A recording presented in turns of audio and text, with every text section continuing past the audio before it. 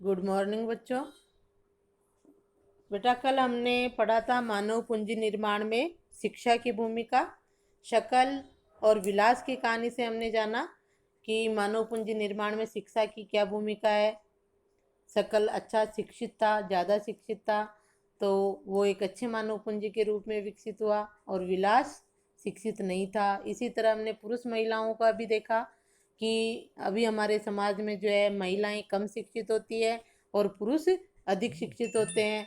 तो उनका जो कार्य है, आर्थिक क्रियाएं हैं, उनमें भी अंतर होता है। महिलाओं को कम वेतन दिया जाता है, पुरुषों को अधिक दिया जाता है, इस तरह से। जबकि सार्वजनिक सेवा में, सरकारी नौकरियों में महिला और पुरुष में कोई अंतर नहीं है, क्योंकि वहाँ पर वो बराबर पढ़े लिखे होते हैं, शिक्षा उनकी बराबर होती है। यह हमने देख लिया शिक्षा का। आज का हमारा टॉपिक रहेगा स्वास्थ्य, कि मानव पूंजी निर्माण में स्वास्थ्य की क्या भूमिका है, या स्वास्थ्य जो है लोगों को अच्छा और अधिक संसाधन बनाने में किस प्रकार योगदान करता है। इस प्रकार की घुमा फिरा के कैसा भी प्रश्न पूछा जा सकता है। तो देखो, स्वास्थ्य में भी हम देखते हैं कि शकल और विलास की जो अपन ने पढ़ी थी कहानी, उसमें जो है शकल स्वस्थ था और विलास जो है गठिया का रोगी था। उसकी माँ के पास इतना पैसा भी नहीं था कि उसका इलाज कराए, यानी वह न तो ज़्यादा शिक्षित था, न स्वास्थ्य उसका अच्छा था। तो अब देखो स्वास्थ्य के बारे में देखो। फर्म का उद्देश्य लाभ को अधिकतम करना है। क्या आप सोचते हैं कि कोई भी फर्म ऐसे व्यक्तियों को रोजगार देने के लिए प्रेरित होगी जो खराब स्वास्थ्य के कारण स्वस्थ श्रमिकों के बराबर कार्य नहीं कर पाएंगे? देखो, कहीं भी किसी भी फर्म में जाकर कोई व्यक्ति काम करने के लिए जाता है, एक रोगी है और एक स्वस्थ है, तो फर्म किसको काम देगी? स्वस्थ को। रोगी व्यक्ति को कोई काम नहीं देगा तो उसकी आर्थिक स्थिति भी ठीक नहीं होगी, यानी खराब स्वास्थ्य के कारण जो है वो पीछे रह जाएगा। किसी व्यक्ति का स्वास्थ्य उसे अपनी क्षमता को प्राप्त करने और बीमारियों से लड़ने की ताकत देता है। ऐसा कोई भी अस्वस्थ स्त्री पुरुष संगठन के समग्र विकास में अपने योगदान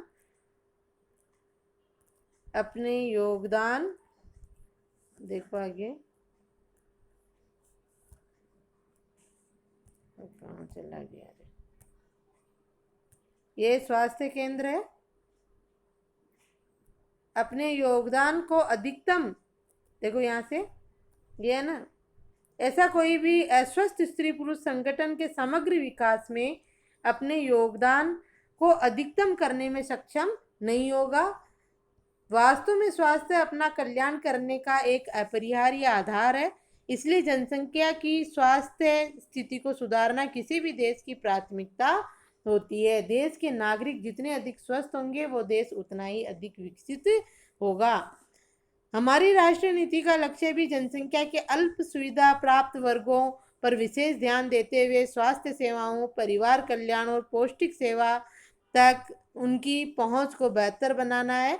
पिछले 5 दशकों में भारत ने सरकारी और निजी क्षेत्रों में प्राथमिक, द्वितीयक एवं तृतीयक सेवाओं के लिए अपेक्षित एक विस्तृत स्वास्थ्य आधिकारिक संरचना और जनशक्ति का निर्माण किया है। तो हमारी सरकार क्या प्रयास कर रही है लोगों को अच्छा स्वास्थ्य देने के लिए? उसमें आपके ये आएगा पूरा। सरकार जो है लोगों को अच्छा स्वास्थ्य देने के लिए क्या प्रयास कर रही है, यानी सरकार की भी किसी भी देश को आगे बढ़ाने के लिए उस देश की सरकार को चाहिए कि उस देश के नागरिकों को अच्छा स्वास्थ्य प्राप्त हो, और उसके लिए सरकार परिवार कल्याण, स्वास्थ्य सेवाएं, ये सारे जो है कार्य कर रही है। ठीक है, आगे देखो। इन उपायों को अपनाने से जीवन प्रत्याशा बढ़कर वर्ष 2014 में 68.3 वर्ष अधिक हो गई। शिशु मृत्यु दर 1951 के 147 से घटकर 2016 में 34 पर आ गई। इस अवधि में अशोधित जन्म दर गिरकर 20.4 और मृत्यु दर 6.4 पर आ गई। स्वास्थ्य सेवाएं उपलब्ध कराने से सरकार ने ध्यान दिया और स्वास्थ्य सेवाएं उपलब्ध कराई, उससे जीवन प्रत्याशा भी बढ़ गई। जीवन प्रत्याशा किसको कहते हैं? व्यक्ति की औसत आयु स्तर, जब तक जो है वो काम करने के योग्य रहता है। अच्छी स्वास्थ्य सेवाएं होने के कारण शिशु मृत्यु दर में भी कमी आई है।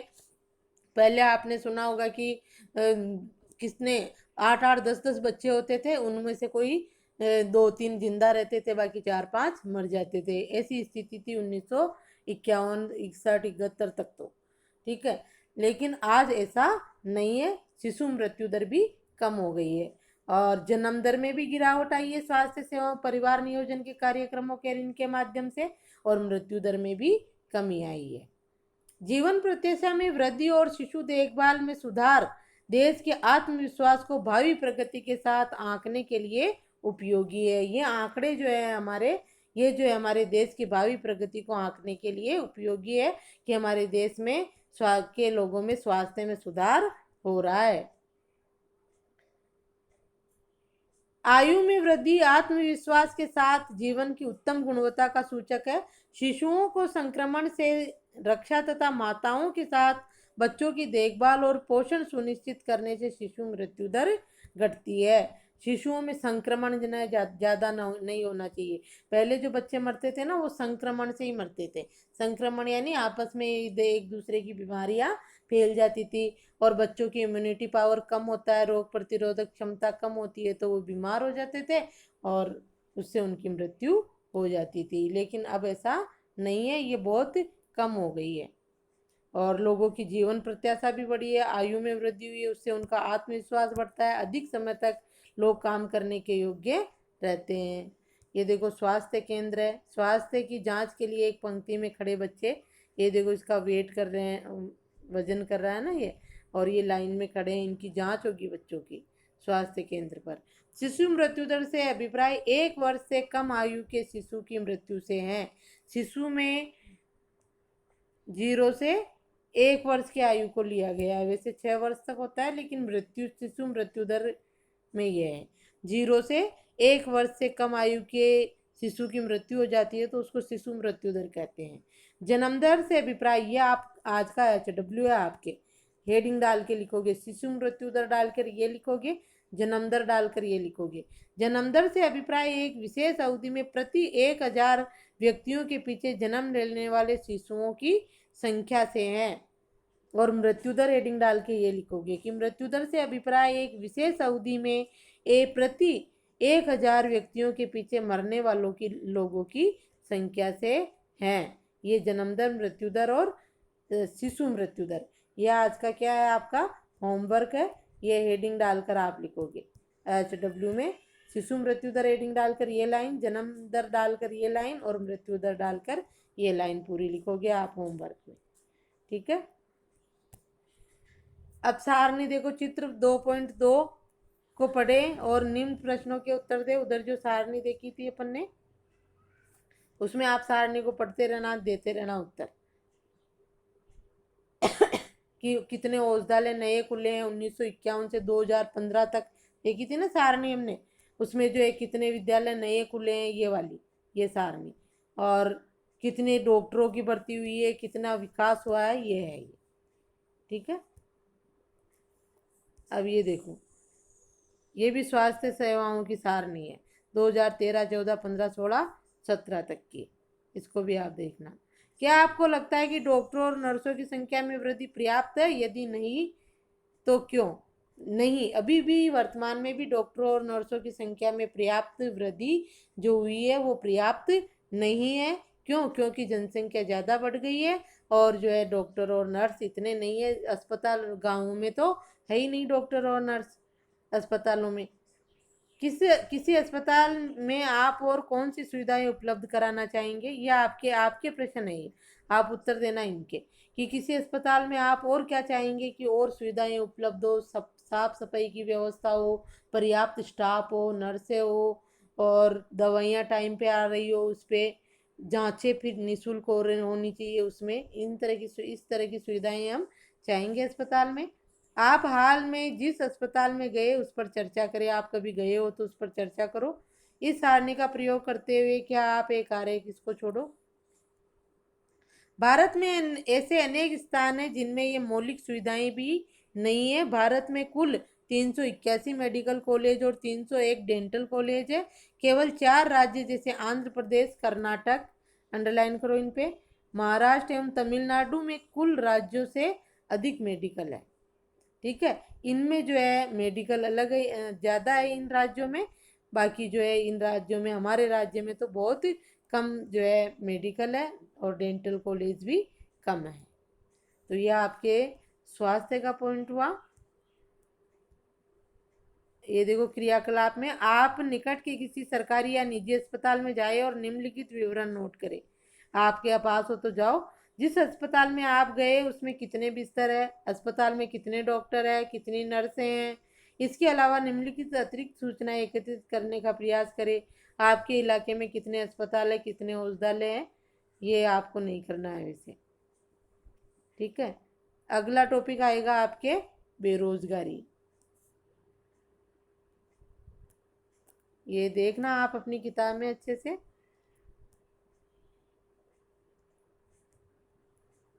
ठीक है, बेरोजगारी भी पढ़ ले। बेरोजगारी को देखो थोड़ा सा। बेरोजगारी, बेरोजगार किसको कहते हैं, किस व्यक्ति को हम बेरोजगार कहेंगे? जब किसी व्यक्ति को अपनी योग्यता और इच्छा के अनुसार काम नहीं मिलता है और वो उस काम से वंचित रह जाता है, तो उसको हम कहेंगे बेरोजगार व्यक्ति। और व्यक्ति की ऐसी स्थिति को, समाज में ऐसी स्थिति को कहेंगे बेरोजगारी। जब किसी समाज में जो है योग्य और इच्छुक व्यक्ति, कार्य करने के इच्छुक और योग्य व्यक्ति हो, लेकिन उनको उनकी योग्यता के अनुसार, इच्छा अनुसार कार्य नहीं मिलता है, तो क्या फैली हुई है? बेरोजगारी फैली हुई है। देखो, और बेरोजगारी, जिस देश में अधिक बेरोजगारी है वो उस देश का भी आर्थिक विकास नहीं होता है। बेरोजगार व्यक्ति एक अच्छी मानव पूंजी या अच्छा मानव संसाधन नहीं होता है। देखो, सकल की माँ शीला अपने घरेलू कामकाज और बच्चों की देखभाल तथा खेती के काम में अपनी पति बूटा की मदद करती थी। सकल का भाई जीतू और बहन सीतू अपना समय खेलने और घूमने फिरने में गुजारते थे। क्या आप शीला या जीतू या सीतू को बेरोजगार कह सकते हैं? यदि नहीं तो क्यों? इनको नहीं कह सकते हम बेरोजगार, क्योंकि ये तो छोटे बच्चे हैं और शीला एक गृहिणी है जो अपना काम कर रही है। तो उसको बेरोजगार हम नहीं कहेंगे, क्योंकि न तो शीला में कोई ऐसी योग्यता है कि उसको कोई सरकारी नौकरी दी जाए। जो काम कर रही है वो उसका काम वो कर रही है पूरा। और ये जीतू सीतू क्या है? बच्चे हैं। बेरोजगारी उस समय, इसको हम बेरोजगारी नहीं कहेंगे। जीतू सीतू बच्चों को या घर का काम करने वाली महिलाओं को हम बेरोजगार नहीं कहेंगे। बेरोजगारी उस समय विद्यमान कही जाती है जब प्रचलित मजदूरी दर, यहाँ से अंडरलाइन करो, ये बेरोजगारी की परिभाषा है। प्रचलित मजदूरी दर पर काम करने के लिए इच्छुक लोग रोजगार नहीं पा सके, शीला की रुचि अपने नहीं पा सके, वो क्या कहलाती है? बेरोजगारी होते हैं, बेरोजगार कहलाते हैं। जैसे अभी आप मेरा ही उदाहरण ले लो। जैसे मैं हूँ, मैं प्राइवेट स्कूल में पढ़ाती हूँ, मुझे मान लो महीने के 10,000 मिलते हैं, तो भी मैं बेरोजगार ही हूँ। क्यों? क्योंकि मेरी योग्यता और जो है प्रचलित मजदूरी दर क्या होनी चाहिए? गवर्नमेंट टीचर जैसे कि 40,000, 40,000 रुपये जो है महीने के मिलने चाहिए। अगर वो मेरे को प्राप्त होते हैं मेरी योग्यता और इच्छा के अनुसार, तो फिर मैं बेरोजगार नहीं हूँ। और बाकी प्रचलित मजदूरी दर पर काम नहीं कर रही हूँ ना मैं, तो क्या हूँ? बेरोजगार हूँ। इस तरह से शीला की रुचि अपने घर के बाहर काम करने में नहीं है। जीतू और मीतू बहुत छोटे हैं और उनकी गिनती श्रम शक्ति की जनसंख्या में नहीं हो सकती, और न ही जीतू, मीतू और शीला को बेरोजगार कहा जा सकता है। छोटे बच्चों को और घरेलू महिलाओं को बेरोजगार नहीं कहा जा सकता। श्रम बल जनसंख्या में वे लोग शामिल किए जाते हैं जिनकी उम्र 15 से 59 वर्ष के बीच है। वही श्रम शक्ति है हमारे यहाँ पर। श्रम शक्ति किसको कहते हैं? कि जो लोग कार्य करने में कुशल है, 15 से 59 वर्ष के बीच के। सकल के भाई, और इस पे भी अंडरलाइन करना, ये श्रम शक्ति है। सकल के भाई और बहन इस आयु वर्ग में नहीं आते हैं, इसलिए उन्हें बेरोजगार नहीं कहा जा सकता। सकल की माँ शीला परिवार के लिए काम करती है। वह अपने घर से बाहर जाकर पारिश्रमिक के लिए काम करने की इच्छुक नहीं है, उसे भी बेरोजगार नहीं कहा जाता। इच्छुक और योग्य व्यक्ति अगर काम नहीं कर रहा है ना, उसको काम नहीं मिल रहा है प्रचलित मजदूरी दर पर, उसको ही हम बेरोजगार कहेंगे।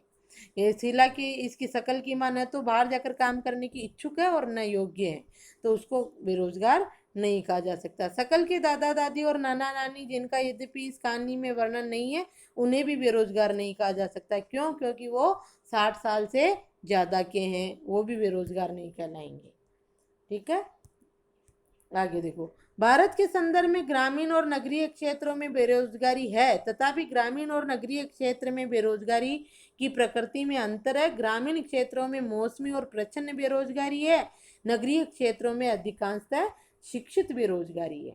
इस पे भी अंडरलाइन कर लो। ग्रामीण क्षेत्रों में किस प्रकार की बेरोजगारी है? मौसमी या प्रच्छन्न बेरोजगारी, और नगरीय क्षेत्रों में शिक्षित बेरोजगारी। प्रच्छन्न बेरोजगारी का दूसरा नाम है छिपी बेरोजगारी, जो कृषि के क्षेत्र में पाई जाती है, ग्रामीण क्षेत्रों में। और इसमें होता है कि लोग काम करते हुए तो प्रतीत होते हैं, लेकिन उत्पादन पर उनका कोई फर्क नहीं पड़ता है। उसको कहते हैं प्रच्छन्न या छिपी बेरोजगारी। जैसे एक खेत में 10 आदमी, घर में 10 सदस्य हैं और 10 ही सदस्य 10 बीघा खेत पर काम कर रहे हैं, काम करते हैं। वो लोग काम करते हुए तो प्रतीत होते हैं, लेकिन उत्पादन तो उतना ही होगा। जबकि 6 आदमी काम करेंगे तो भी उत्पादन उतना ही होगा उस 10 बीघा जमीन में, और 10 आदमी काम कर रहे हैं तो भी उत्पादन उतना ही होगा। अब उन 10 में से 4 को निकाल कर अगर किसी और काम में लगा दिया जाए तो भी उत्पादन पर कोई फर्क नहीं पड़ेगा। इसलिए वो 4 तो क्या हुए? बेरोजगार हुए। अगर उनको निकाल दे तो भी उत्पादन उतना ही होगा।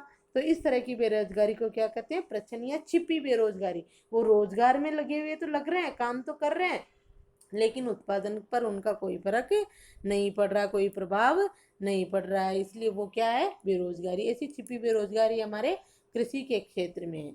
मौसमी बेरोजगारी भी गाँवों में होती है, कि गाँवों में जैसे अभी वर्तमान समय में बहुत काम है, निनाण वगैरह करना, फसलों की कटाई, जुताई, बुआई, और कुछ समय ऐसा आता है कि लोगों के पास कोई काम ही नहीं रहता है।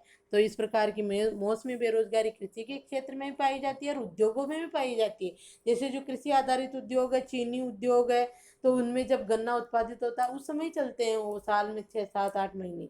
बाकी समय वो उद्योग नहीं चलते, तो उस उद्योग में काम करने वाले लोग बेरोजगार रहते हैं। इस तरह की बेरोजगारी तो कहाँ पाई जाती है? ग्रामीण क्षेत्रों में। और नगरीय क्षेत्रों में पाई जाती है शिक्षित बेरोजगारी की। शहरों में जो है युवा पढ़ लिख के जैसे MA BA करके कॉलेज से, विश्वविद्यालय से निकलते हैं और उनके कोई काम ही नहीं रहता है, कोई रोजगार उनको मिलता ही नहीं। शिक्षित बेरोजगार है, वो पढ़े लिखे हैं लेकिन बेरोजगार है, सरकारी नौकरियां मिलती नहीं है। इस तरह की बेरोजगारी को क्या कहते हैं? शिक्षित बेरोजगार। देखो, थोड़ा इसमें भी पढ़ लो। मौसमी बेरोजगारी मैंने समझा ही दिया आपको। आज का होमवर्क आपका ये भी रहेगा, इनकी परिभाषाएं लिखोगे आप। अब आएगी आगे, ये भी HW। ठीक है।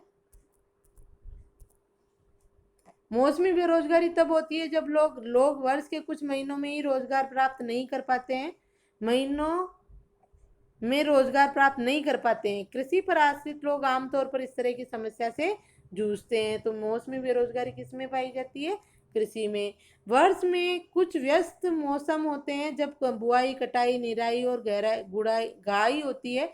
कुछ विशेष महीनों में कृषि पर आश्रित लोगों को अधिक काम नहीं मिलता है। तो इस प्रकार की बेरोजगारी को क्या कहते हैं? मौसमी बेरोजगारी। उद्योगों में भी होती है, जैसे उसका चीनी उद्योग का उदाहरण बताया मैंने आपको। ठीक है। प्रच्छन्न बेरोजगारी भी मैंने बता दिया आपको। इसका दूसरा नाम क्या है? छिपी बेरोजगारी, जो कृषि के क्षेत्र में ही होती है। प्रच्छन्न बेरोजगारी के अंतर्गत लोग नियोजित प्रतीत होते हैं, उनके पास भूखंड होता है जहां उन्हें काम मिलता है। ऐसा प्राय कृषिगत काम में लगे परिजनों में होता है। किसी काम में 5 लोगों की आवश्यकता होती है, लेकिन उसमें 8 लोग काम करते हैं। इनमें 3 लोग अतिरिक्त है, ये तीनों इस खेत पर काम करते हैं जिस पर 5 लोग काम करते हैं। इन तीनों द्वारा किया गया अंशदान 5 लोगों द्वारा किए गए योगदान में कोई बढ़ोतरी नहीं करता। अगर इन 3 लोगों को हटा दिया जाए तो खेत की उत्पादकता में कोई कमी नहीं आएगी। खेत में 5 लोगों के काम की आवश्यकता है और 3 अतिरिक्त लोग प्रचंड रूप से बेरोजगार होते हैं। तो इसको क्या कहते हैं? छिपी बेरोजगारी कहते हैं। कि एक खेत में जो है 8 लोग काम कर रहे हैं, लेकिन 5 लोग भी अगर उस भूखंड पर काम करते हैं तो भी उत्पादन पर कोई फर्क नहीं पड़ेगा। वो 3 लोग काम करते हुए तो प्रतीत होते हैं, या नहीं नियोजित प्रतीत होते हैं, लेकिन उत्पादन पर उनका कोई फर्क नहीं पड़ता। जैसे मैंने पहले भी उदाहरण देके बताया मैं आपको। तो वो जो 3 लोग हैं उनको निकाल देने पर भी कोई फर्क नहीं पड़ेगा, वो छिपी बेरोजगारी है। ठीक है, तो आप इसको भी, इनकी सबकी परिभाषाएं लिखकर समझोगे इनको। अब शिक्षित बेरोजगारी देखो। शहरी क्षेत्रों के मामले में शिक्षित बेरोजगारी एक सामान्य परिघटना है। शहरों में लोग पढ़े लिखे हैं, मैट्रिक, स्नातक और स्नातकोत्तर यानी कॉलेज और यूनिवर्सिटी करके डिग्रीधारी अनेक युवा रोजगार पाने में असमर्थ है।